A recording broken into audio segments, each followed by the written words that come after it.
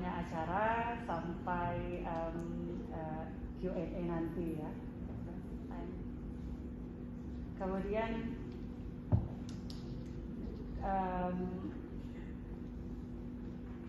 sebelumnya saya mau menyapa Kak Opik dulu tadi, Kak Indah Novitasari. Selamat siang Kak. Kita biasa menyapa akrabnya dengan Kak Opik gitu. Yang kedua ada Ibu Valentina selaku Kaprodi Hubungan Internasional. Atau kita biasa akrab menyapanya itu Ibu Sinta gitu ya. Well, tanpa berlama-lama saya mau ke Pak Dubes dulu nih. Oke, kalau kata orang itu tak kenal maka tak sayang, tapi jangan sampai sudah kenal jadi nggak sayang, jadi harus sayang ya. Jadi siang ini saya mau membacakan sedikit profil yang tak kenal tak sayang ini tadi. Pak Duta Besar ini bernama lengkap dengan Pak Sukoharsono, yang dimana beliau lahir di Boyolali, Jawa Tengah, dan pernah menjalani pendidikan di BBA Jakarta Institute of Management Studies, dan di tahun 2007 sudah. Kemudian yang saya hormati teman-teman mahasiswa dari Hubungan Internasional, dan juga tadi seperti disebut ada dua narasumber juga dari mahasiswa mahasiswi ya, yang saya akan lupa namanya, yang saya banggakan. Pertama-tama terima kasih banyak atas kesempatan yang diberikan pada hari ini untuk bisa berbicara di forum yang sangat saya banggakan, forum pendidikan, berbicara mengenai hubungan Indonesia dan Panama dalam perspektif yang sangat luas. Bagi saya ini adalah sesuatu yang istimewa, karena untuk sekian kalinya ini merupakan bagian daripada diplomasi seorang duta besar. Setelah beberapa waktu yang lalu kami bisa mengarrange kerjasama antara Universitas de Panama dengan Universitas UNS Solo menjalin kerjasama mengenai pertukaran dosen atau pengajar tentang jurusan arsitektur. Nah, mudah-mudahan hari ini akan jadi cikal bakal nanti bisa ditindaklanjuti antara Universitas Kristen Indonesia dengan salah satu universitas yang ada di Panama, Costa Rica, Honduras atau Nicaragua.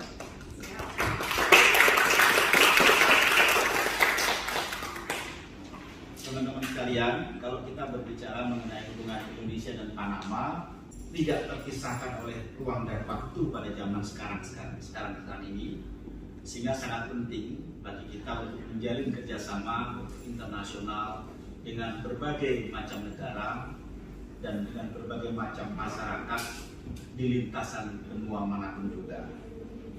Oleh karenanya, Presiden Republik Indonesia Bapak Joko Widodo dalam kesempatan memberikan saya sebagai duta besar untuk Republik Panama, merangkap Costa Rica, Honduras, dan Nicaragua, memfokuskan kepada 4 hal kebijakan utama. Yang pertama adalah diplomasi ekonomi. Ini ditekankan oleh beliau kurang lebih 60%. Kemudian diplomasi politik, diplomasi sosial budaya, kepenerangan sosial budaya, dan diplomasi perlindungan warga negara Indonesia. Di dalam perspektif 4 hal tadi, antara Indonesia, Panama, Costa Rica, Honduras, dan Nicaragua, boleh saya bilang sampai dengan hari ini mencapai tingkat hubungan yang sangat baik. Secara umum, dalam bidang politik, hampir semua permintaan Indonesia di forum-forum internasional untuk mendapatkan dukungan dalam pemilihan di forum-forum badan-badan dunia tidak pernah mendapatkan penolakan dari 4 negara tempat saya bertugas. Ini artinya ada kepercayaan yang luar biasa dari negara Panama, Costa Rica, Honduras, dan Nicaragua kepada bangsa Indonesia. Kemudian ada persoalan sedikit mengenai hubungan politik Indonesia dan Panama ini. Salah satunya adalah Indonesia beberapa waktu yang lalu masih masuk dalam negara yang diawasi, Ibu Angel, atau restricted list, yaitu negara yang tidak mudah warga negaranya untuk bisa hadir ke Panama. Untuk mengajukan visa ke Panama memerlukan waktu paling cepat sekitar 3 bulan.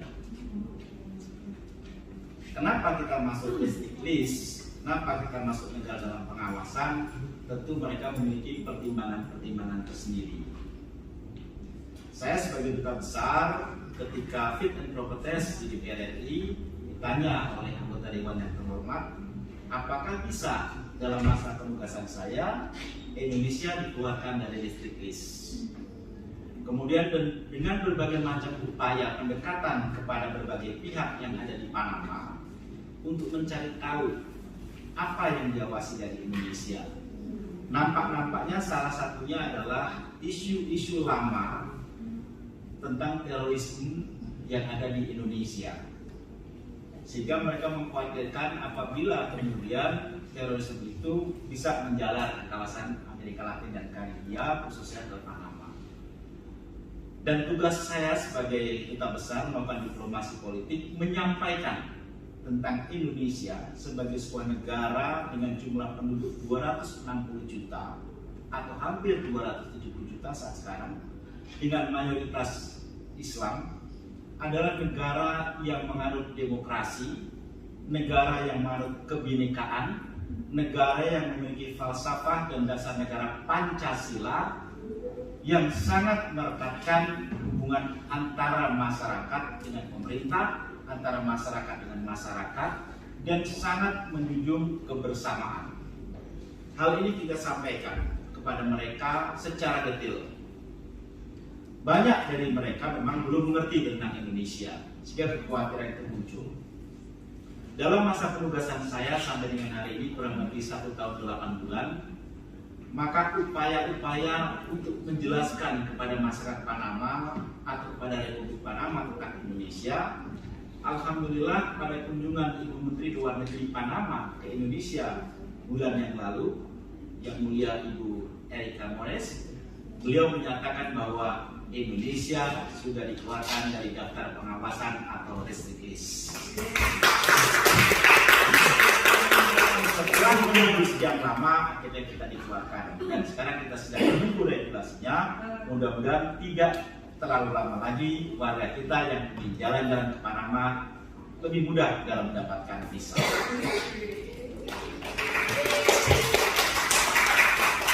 Yang kedua, kalau kita berbicara hubungan penerangan sosial budaya, banyak hal yang sudah kita lakukan untuk mengenalkan Indonesia kepada masyarakat Panama, Honduras, Nicaragua, dan Costa Rica.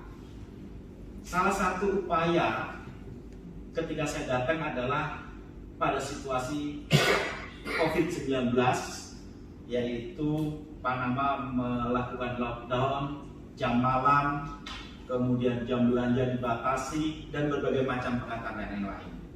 Lantas apa upaya untuk mengenalkan masyarakat Indonesia kepada mereka? Bagaimana cara mengenalkan Indonesia? Tiba-tiba terlintas ide dan saya jalankan. Saya mengadakan lomba karaoke dan wajib upload ke dalam YouTube. Jadi mereka saya minta menyanyikan lagu Indonesia, baik lagu dangdut, lagu nasional, dan juga lagu anak-anak. Dan wajib untuk bisa dinilai mereka minimal harus sudah mendapatkan viewer 100 atau penonton 100 baru masuk dalam kategori yang dinilai. Dan ternyata jumlah peserta serta hasil penontonnya melebihi dari yang kita ekspektasi. Mereka berusaha keras untuk bisa melafalkan Indonesia, melafalkan dalam bahasa Indonesia, dan mencoba untuk mengerti makna dari lagu tersebut. Upaya-upaya yang murah meriah ini kita lakukan agar mereka berkeinginan untuk melakukan searching di internet tentang Indonesia, sekali mereka membuka internet tentang Indonesia, main lagu-lagu, akan muncul Indonesia yang lain dan mereka terpancing untuk mengenal. Yang kedua, kita juga mengadakan kursus bahasa Indonesia secara online. Kita juga mengadakan kursus tarian Bali, tari Aceh secara online, juga diminati sangat luas oleh masyarakat Panama, Costa Rica, Honduras, dan Nicaragua. Dan sebentar lagi kita akan mengadakan pameran batik atau pelatihan membatik, dan kemudian juga kita akan mengadakan berbagai macam lomba tari dalam rangka penerangan sosial budaya atau Pensosud, mengenalkan Indonesia secara lebih jauh lagi. Tentunya termasuk dalamnya adalah masalah pariwisata. Kemudian dari segi pelindungan warga negara Indonesia, perlu teman-teman ketahui bahwa masyarakat Indonesia di 4 negara ini tidak terlalu banyak. Warga negaranya di Panama, Costa Rica, Honduras, dan Nicaragua tidak lebih dari 97 orang saja. Itu sudah termasuk warga besar KBRI. Tetapi di Panama banyak anak buah kapal, orang Indonesia yang bekerja sebagai penangkap ikan di kapal-kapal yang berbendera Panama.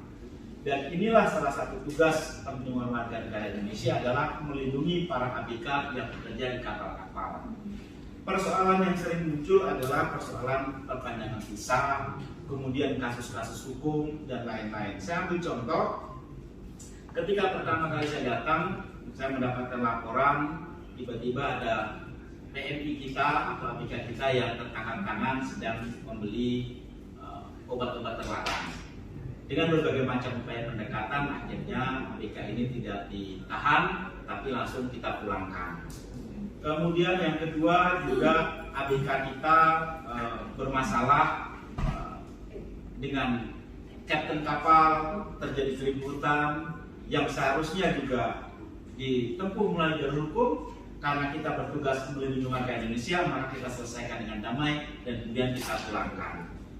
Juga ada ABK kita yang sakit di kapal. Saya punya cerita, kurang lebih sekitar jam 8 atau jam 10 malam, tiba-tiba saya di WA dikirimin video tentang ABK kita di kapal dalam kondisi sakit keras sudah berhari-hari dan tidak diizinkan atau belum diizinkan untuk turun dari kapal. Maka kemudian malam itu saya berkoordinasi dengan diplomat fungsi perlindungan warga Indonesia, kemudian meminta kepada kapten kapal untuk segera menurunkan warga negara Indonesia sakit dan dibawa ke rumah sakit. Dengan keras kita minta, dan akhirnya malam itu juga ABK kita diturunkan dan dibawa ke rumah sakit. Saya sebenarnya langsung ke rumah sakit, namun karena hasil kenyataannya adalah dia COVID, akibatnya tidak bisa dikunjungi.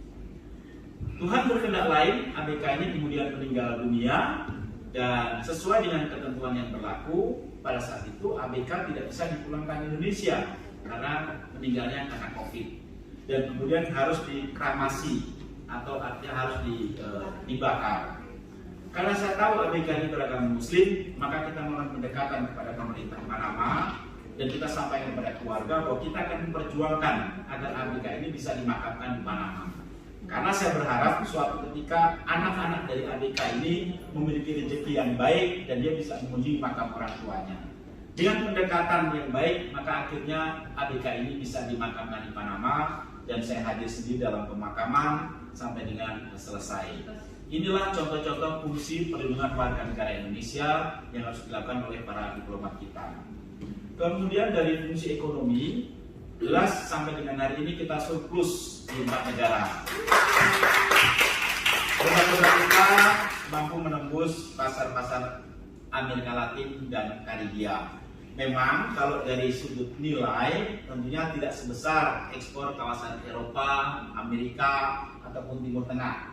Tapi setidaknya produk kita mulai hari ini sudah semakin dikenal luas di kawasan Amerika Latin, khususnya Panama, Honduras, Costa Rica, dan Nicaragua.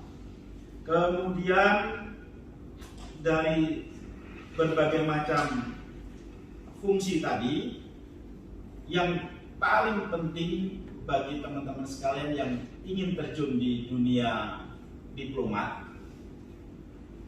kalau boleh saya sarankan, mulai hari ini untuk mencoba mempelajari bahasa asing yang lain selain bahasa Inggris. Bahasa Inggris sudah terlalu standar.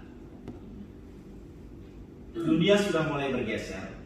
Sekarang ini bahasa Spanyol sudah menjadi bahasa yang kedua menurut saya. Sehingga kalau teman-teman nanti ingin berkarir sebagai diplomat, ya mulai hari ini kuasailah bahasa Spanyol. Sehingga ketika Anda mendaftar sebagai ASN di Kementerian Luar Negeri, Anda sudah punya fokus basicnya apa. Mau jadi diplomat daerah mana, sudah menguasai bahasa apa. Jangan cuma bahasa Inggris saja. Saya aja kewalahan. Di tempat saya bertugas ini bahasanya Spanyol. Kita coba bahasa Inggris, selalu mereka ngajanya bahasa Spanyol. Ada bahasa Inggris saja kita masih keteteran, apalagi tambah Spanyol kan gitu. Jadi teman-teman harus menyadari bahwa perubahan dunia sudah sedemikian cepat. Teman-teman sekalian, kita juga harus melihat bahwa Indonesia sebagai sebuah negara besar ini sangat dipandang penting oleh negara-negara di dunia. Posisi Indonesia sangat strategis. Posisi Indonesia begitu menentukan sebenarnya di dalam suara-suara internasional.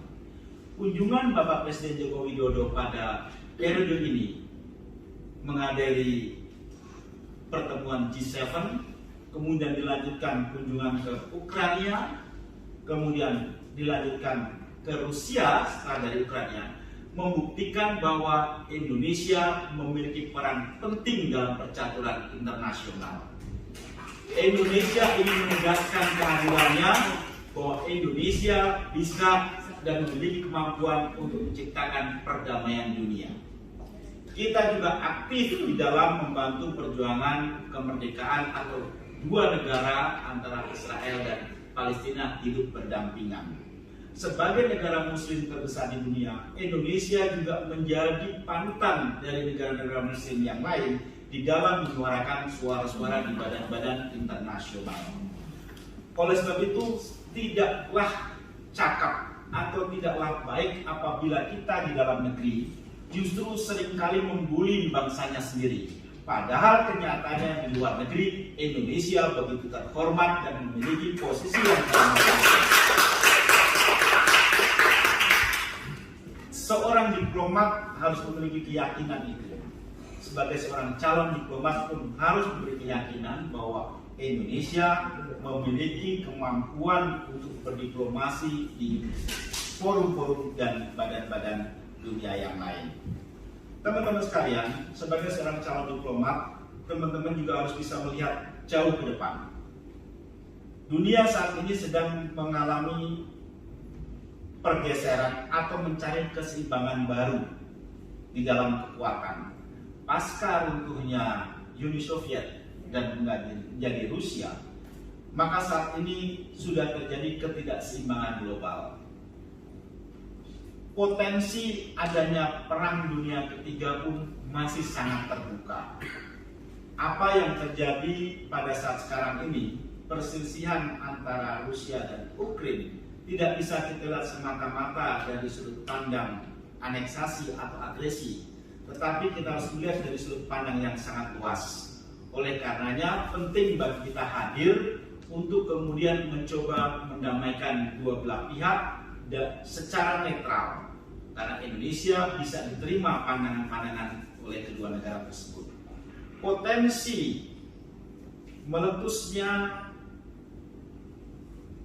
perang di kawasan Asia pun sangat besar. Kalau kita bicara mengenai konflik di Laut Cina Selatan atau konflik antara Cina dengan Taiwan yang juga bisa memacu konflik yang sangat luas.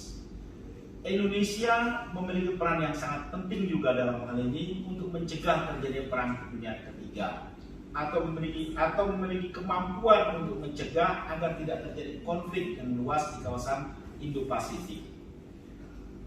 Hal-hal yang semacam ini perlu menjadi catatan kepada teman-teman sekalian calon diplomat atau teman-teman yang bergerak sosial politik untuk melihat bahwa persoalan dunia sudah menjadi bagian dari persoalan kita, dan persoalan kita juga menjadi bagian dari persoalan dunia. Persoalan hak asasi manusia di Indonesia tidak lepas dari sorotan asing. Kita bersyukur bahwa di pemerintahan sekarang ini pelindungan hak asasi manusia Indonesia sudah jauh sangat baik. Pelindungan hak asasi manusia Indonesia pada saat sekarang ini sudah mendapatkan apresiasi yang luar biasa dari dunia internasional. Oleh karenanya kita tidak boleh merasa rendah diri, kita tidak boleh merasa di bawah bayang-bayang negara-negara besar, karena secara ekonomi maupun secara politik kita memiliki kekuatan itu.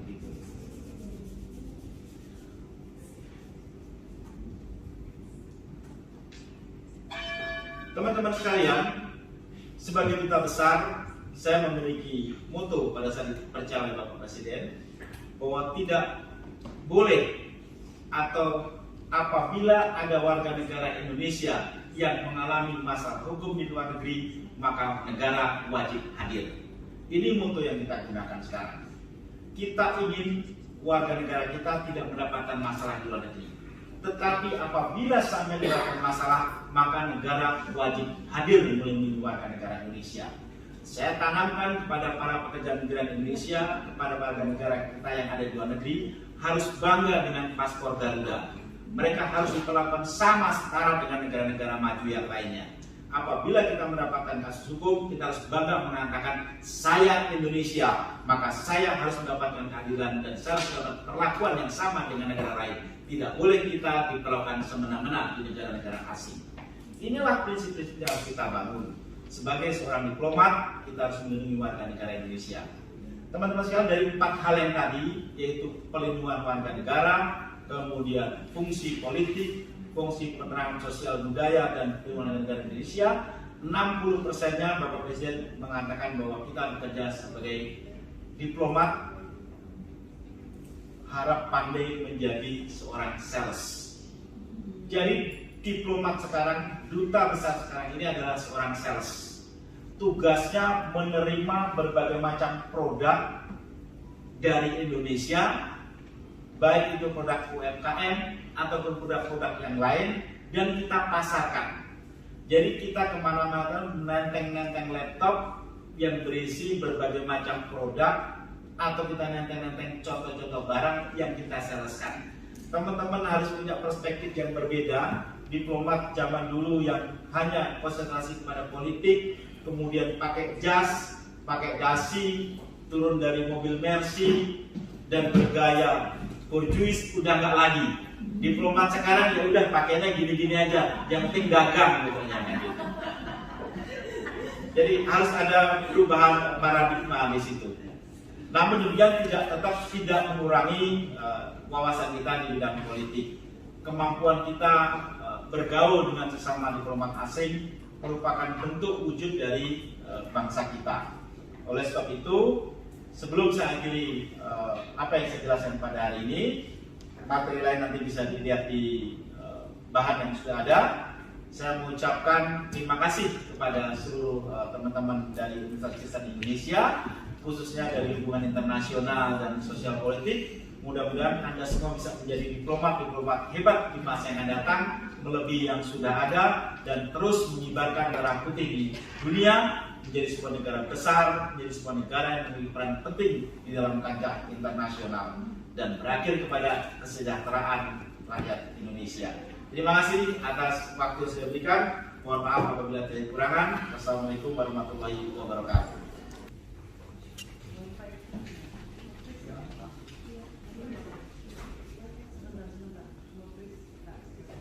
Baik, terima kasih. Tadi ketika Rizky bertanya, sebenarnya saya lagi dengerin penyiar televisi atau dengerin mahasiswa, saya nggak tahu. Seperti dengerin berita gitu. Jadi contohnya jadi pembawa acara berita itu. Rizky, pertanyaan tadi menyinggung masalah strategi perdagangan ya, dikaitkan dengan Panama sebagai negara yang memiliki kanal Panama atau terusan Panama dan Colon Free Trade Zone. Benar sekali bahwa Panama ini menjadi hub. Jadi semua produk-produk di dunia yang ingin menembus kawasan pasar Amerika Latin dan Karibia menjadikan Panama sebagai hub. Demikian pula Indonesia untuk bisa menembus pasar Amerika Latin dan Karibia, juga menjadikan Panama sebagai hub. Untuk bisa mencapai hasil maksimal, sangat tepat apabila Indonesia memiliki warehouse di Colon Free Trade Zone. Dan ini sudah kami laporkan kepada Menteri Perdagangan beberapa waktu yang lalu. Juga kami sampaikan kepada beberapa pihak terkait untuk memaksimalkan lagi produk Indonesia bisa dikenal di kawasan Amerika Latin apabila kita memiliki warehouse. Kenapa demikian? Karena jarak antara Indonesia dan Panama itu sangat jauh. Biaya pengkapalannya sangat mahal. Jadi kalau produk itu tidak ditampung terlebih dahulu dengan memiliki warehouse, maka harganya kurang maksimal. Strategi kita adalah menggolkan kepada Kementerian Perdagangan dan Kementerian Keuangan tentunya untuk bisa memiliki warehouse di Colon Free Trade Zone. Strategi yang kedua, Kementerian Luar Negeri di dalam memaksimalkan pasar Amerika Latin dan Karibia, setiap tahun itu ada ajang perdagangan internasional yang dikenal dengan INALAC, Indonesia, Latin, Amerika, dan Caribbean, yaitu forum diskusi perdagangan internasional dan forum dagang internasional yang tahun ini kemungkinan akan diadakan antara bulan September dan bulan Oktober. Melalui kesempatan ini juga saya mengajak kepada seluruh para pengusaha Indonesia, baik UMKM maupun pengusaha-pengusaha industri skala besar yang ingin menembus pasar Amerika Latin dan Karibia agar mengunjungi website Kementerian Luar Negeri yaitu www.inalac.com. Di sana Anda bisa memamerkan dan memposting semua produk-produk Anda yang akan disaksikan oleh seluruh buyer di kawasan Amerika Latin dan Karibia. Jadi tampilkan produk-produk Anda di sana dan segera Anda akan mendapatkan hasil buyer-buyer dari kawasan Amerika Latin dan Karibia. Setidaknya di sini itulah dua hal yang bisa kita lakukan untuk bisa lebih menguasai lagi pasar di Panama, Costa Rica, Honduras, dan Nicaragua, yaitu melalui warehouse di Colon Free Trade Zone dan kemudian melalui pameran dagang, Expo Komer yang kita ikutin kemarin juga di Amerika Latin. Kemudian juga kita melakukan pameran dagang di masing-masing negara-negara tempat kita bertugas dan melalui forum inalac.com. Kemudian Dini dari UGM, terima kasih banyak sudah hadir dalam kesempatan pada hari ini. Saya kira pertanyaan tadi sudah sangat jelas dipaparkan oleh Ibu Indah, betul ya? Ibu Angel, oleh Ibu Angel sudah dipaparkan dengan sangat jelas tadi berbagai macam persoalan-persoalan yang ada terkait dengan masalah terorisme tadi sempat disinggung. Kemudian satu lagi pertanyaan dari Dudi tadi, human security menghadapi juga ancaman radikalisme dan terorisme. Oke. Panama ini negara yang kecil dari jumlah penduduk, maksud saya penduduknya tidak lebih 5 juta. Kemudian mayoritas beragama Katolik. Penduduk Islam di Panama kurang lebih berkisar sekitar 7.000 kalau tidak salah ya, 7.000 sampai 15.000 dari berbagai macam negara. Jelas mereka tentu sangat khawatir apabila radikalisme dari negara-negara lain baik secara langsung melalui konten-konten media sosial itu bisa menumbuhkan potensi radikalisme di kawasan Amerika Latin atau khususnya di Panama. Maka sikap mereka sangat hati-hati kepada bangsa kita atau kepada negara kita karena mereka khawatir kalau sampai-sampai negara yang kecil ini kesusupan oleh hal tersebut. Karenanya kita benar-benar menyampaikan sejarah tentang Indonesia sebenarnya. Beberapa waktu yang lalu saya ketemu dengan Duta Besar Panama untuk Indonesia. Saya tanyakan pada dia, setelah Anda bertugas di Indonesia, apakah Anda melihat dan merasakan ketakutan di Indonesia? Dia bilang, oh enggak, saya tidak pernah takut di Indonesia. Apakah Anda merasakan ada suasana ancaman dari teroris di Indonesia? Tidak ada. Nah inilah Indonesia. Jadi apa persepsi yang mereka rasakan ketakutan tentang Indonesia itu ternyata tidak sesuai. Oleh itu penting Anda sebagai duta besar juga saya minta untuk menjelaskan kepada kolega-kolega Anda di Panama, membantu saya untuk menyampaikan tentang pendekatan keamanan kepada negara Indonesia sudah tidak perlu lagi.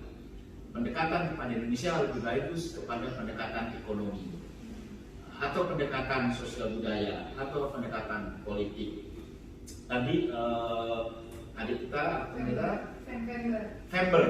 Fember sudah mengambil alih sebagian penjelasan dari duta besar tentang kerjasama pendidikan. Itu adalah salah satu contoh pendekatan yang tidak menggunakan pendekatan keamanan lagi, tapi pada pendekatan pendidikan.